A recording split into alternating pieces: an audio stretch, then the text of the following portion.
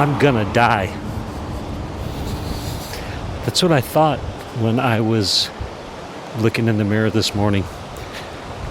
After I had showered, I was shaving. It's going to be a big day of guest speaking on podcasts, talking to prospects, well, really people that I can help get their messages out there in a big way by going on an influence tour, guest speaking on podcasts, all that stuff. There was going to be a lot of putting myself out there today, which I love.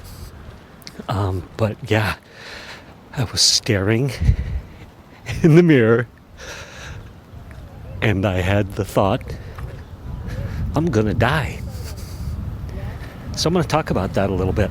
You know when someone is selling from stage and at the end the audience gets up and rushes to the back of the room to buy? That's a table rush.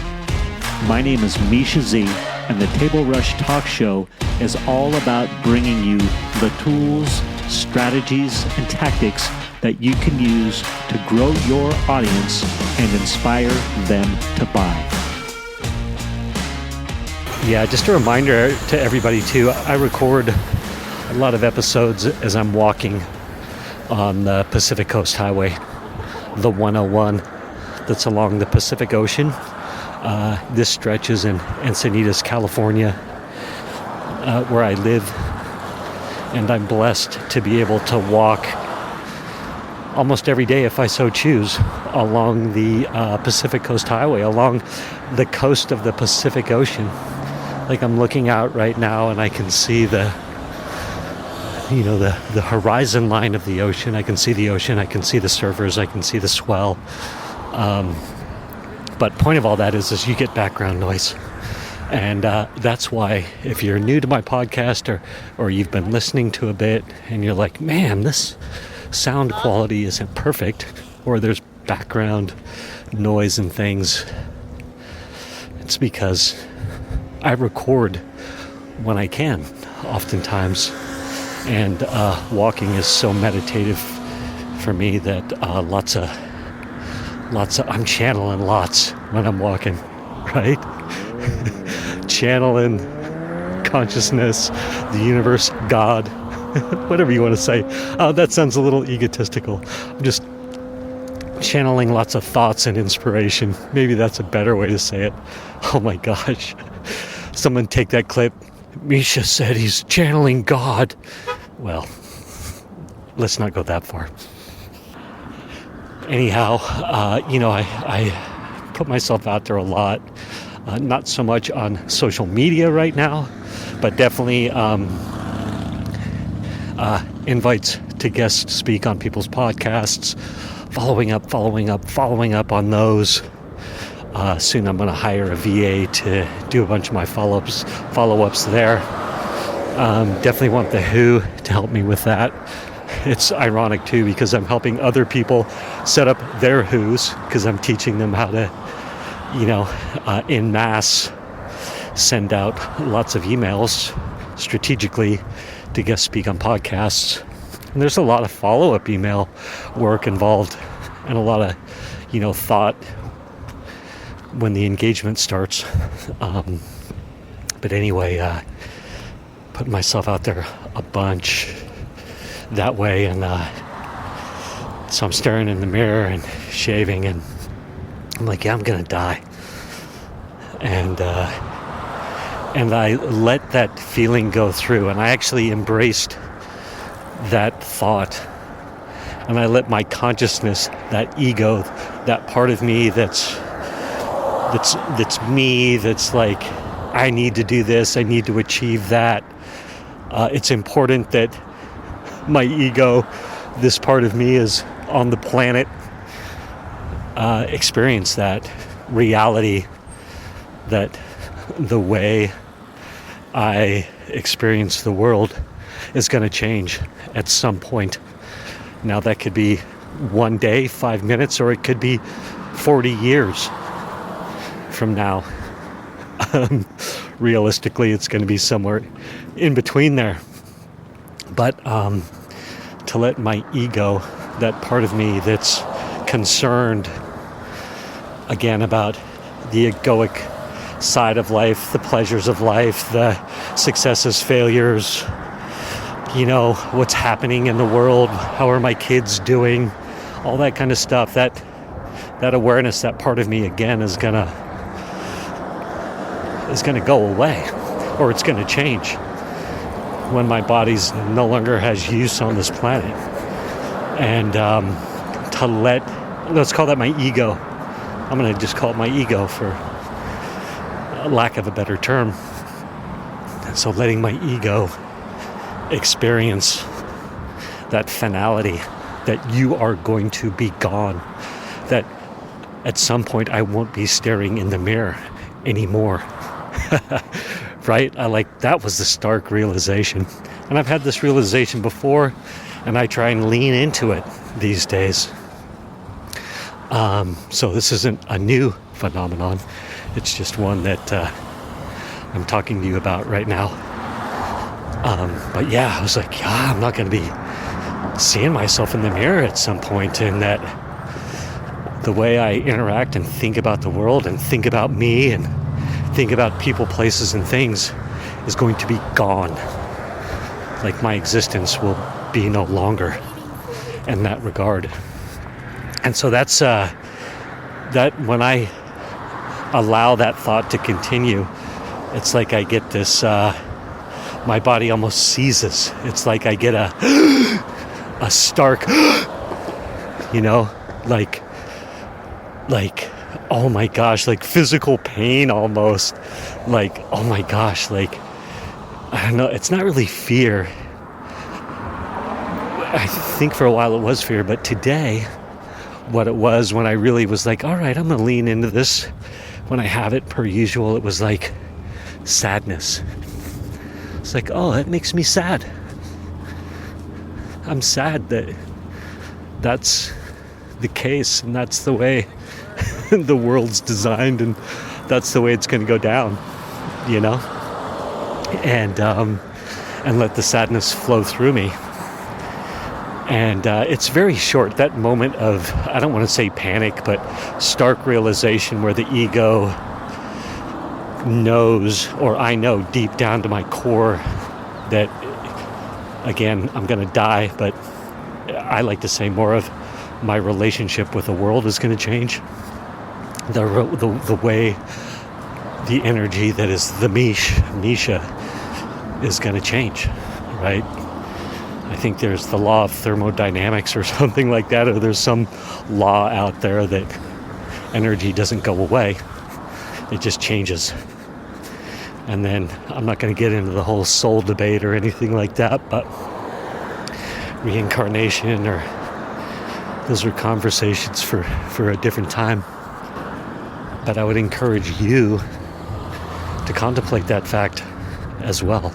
The Hindus, I believe it's the Hindus, the Indian, the country of India. So Indians, I don't know if I'm allowed to say this, but dot, not feather. So look, I grew up in Wyoming too. I grew up around reservations, and so I'm not downplaying or trying to make light of any of that. I'm like, what am I allowed to say? And I still don't know, and it's kind of weird, and I don't mean offense to anybody. But anyway, the Hindus or Indians, people from India, they encourage you to visualize your death, not the act of you dying, but your body decaying, right? And it can be very powerful. And so why am I telling you all this? That's a great question. I'm going to tell you why I'm telling you this. So the next thought, after I had that experience, that emotional release, that flow of sadness go through my body, my next thought was, who am I not to shine? Who am I not to be me and bring the full me to the world with the time that I'm here, right? And I was like, yes, keep at it, keep putting myself out there. And there's another layer to it though. And the next layer was in the act of service. Who am I to not be the full me, the full mish, as I am, as I was brought to this earth in this energy state, to just let it rip, the full me, in an act of service, right? Like for service's sake. Like if I'm in full service mode and I can strip out the ego as much as possible and I can be the full me in act of service to the world, to my community, to God, to the people about me. Who am I not to do that? And I think that's so powerful, and it was such a powerful thought today. And I had it again, of course, and I was like, yeah, bring the full me, the full mish energy in service to the interviews that I have today, to the one-on-one conversations I'm going to have today, to the people that I get to perhaps serve today. And don't be scared. Don't be scared. I guess that's it, right? And for a while there, I was, hold on, I got to cross the street, and I'm hitting the cross button. So for a while there, I had been through a couple heavy breakups, a divorce, and then a couple years later, a super gnarly breakup, and then a failed relationship, and kids growing older and detaching as they're supposed to. And I was very insecure. Like the way that I used to be able to put myself out into the world, I could no longer do it. It's like I needed to find a new alignment forward. There was a certain cockiness to the way I brought myself to the world before, putting myself out there. And then anyway, I went through some trauma, right? Both my parents died too, and trying to find new alignment forward coming out of all that. And one of the things that was happening is I was internalizing the way other people thought about me, and like that were critical of me and my energy. Or like some introverts can be like not happy that can be shiny, happy, excited, have a lot of energy, positive energy, like the spotlight, like the stage, things like that. And so I was starting to shrink up a little bit, and it was almost like I was hanging out with people who were critical of that part of me because I was so insecure, and it was my own thoughts manifesting in the people who I was hanging out with, right? That's the way I was taking how they treated me, which may or may not have been true. And I shouldn't even say treated me.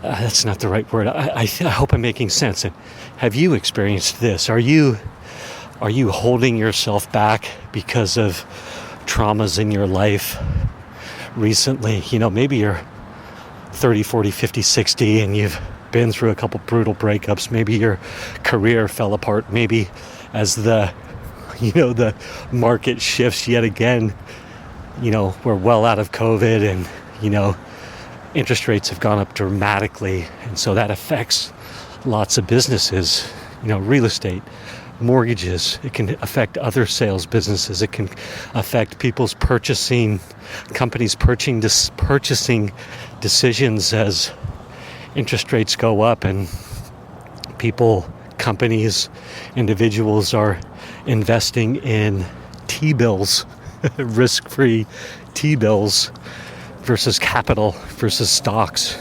versus, investing in their own companies, in people, things like that. They're just like, wait, I can get 5 or 6% in the T-bill market with the illusion of risk-free. So I'm going to do that. But perhaps there's been divorce, there's been mayhem, career strife, and so you're super insecure about how you're relating to the world. And maybe as you're trying to shine anew or find your new way with new jobs, new careers, new businesses, new ideas, you're getting pushback from people about how you're putting yourself out there. And I would just encourage you to think like, wait a minute, like, why am I playing small relative to these people? And pray and meditate on, hey, I am going to die. Like, how does God want me to put myself out there and be of service? And so, think about that. And I'll end with this, I went about my day after those thoughts, after that prayer and meditation, after that realization of, it's appropriate for me to shine, to help serve, right? What's the word I'm thinking of? I was going to have a more eloquent way of saying it. Yes, here it is. It's appropriate for me to shine as an act of service to the world, God, the universe, the people about me, right? And I would say the same to you, anybody out there. Think about that, and so I just crushed it today, I was like, I'm here to be of service and bring the Mish energy and let it rip. And I did, and it's been an amazing day, and it's all about service. I truly believe that. And I don't know, 50% of the time I can remember that on any given day. Some days I'm all in service mode. Some days I'm super insecure. Why am I not getting the feedback I want? Why am I not getting the responses I want? Why am I not getting the appointments that I want, the bookings that I want? And it's like, if I can remember, hey, I'm here to be of service. God, how can I be of service? And if I'm acting on that inspiration, it's all good. And it will come together as it's supposed to, as what's best for the world and me. So, that's what I got, man. What a day. Got some new clients recently, so that's super fun. And I'm helping them serve at a high level, and I'm serving at a high level, and I'm inspiring people. And I recently got this testimonial from this lady, and she said, you've given me so much confidence. And I'm speaking on so many shows now, and I've got, 6 shows booked. That's Dawn. Dawn is her name. Dawn Gadden. And I heard that, and I was like, wow, how powerful is that to be able to transfer confidence to somebody, to give somebody confidence and encouragement, to share that with somebody so they can shine. And just realize what a gift that is, man. Anyway, life is good. Anybody want to jump in the fray and get on some podcasts with me? Go to badzuck.com, badzuck.com, and join the Influence Army. Or if the doors aren't open, jump on the wait list. And I'll end with this. If you are not putting your voice out there, you're not being heard. So let's get your voice out there. Time to shine. All right, love to all. Thank you for listening to this episode of the Table Rush Talk Show. For resources to help you sell your stuff, go to belove.media/resources. That's belove.media/resources. And be sure to subscribe, comment, 5-star, and share. Thank you again for listening.